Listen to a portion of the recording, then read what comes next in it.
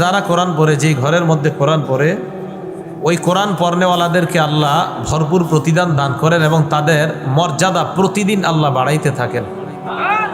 সূরা ফাতিরের 29 নম্বর আয়াত এবং 30 নম্বর আয়াতে আল্লাহ বলেন, ইন্নাল্লাযীনা ইয়াতলুনা কিতাবাল্লাহ ওয়া আকামুস সালাতা ওয়া আনফাকু মিম্মা রাযাকনাহুম সিররাও ওয়া আলানিয়া।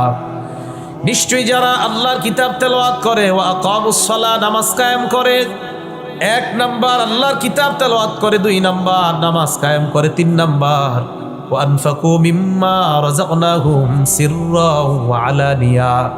আমি তাদেরকে যেই রিজিক দান করলাম, এই রিজিক থেকে গোপনে প্রকাশ্যে যারা দান করে, ইয়ারজুনা তিজারাতাল লান তাবুর, এই মানুষগুলা এমন এক ব্যবসার আশা করে যে ব্যবসার লাভ কখনো ধ্বংস হয় না।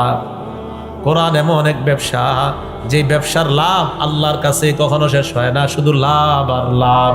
নামাজ এমন এক ব্যবসা, এটা আল্লাহর কাছে লাভই আর লাভ, এটার কখনো লস নাই। দান সদকা এমন এক ব্যবসা, ইয়ারজুনা তিজারাতাল লান তাবুর, যে ব্যবসার লাভ কখনো ধ্বংস হয় না।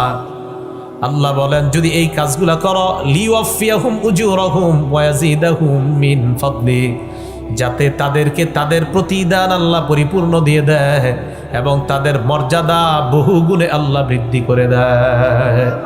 কোরআন পড়েন নিয়মিত, আপনার মর্যাদা আল্লাহ বাড়াই দিবে, সত্যি কথা।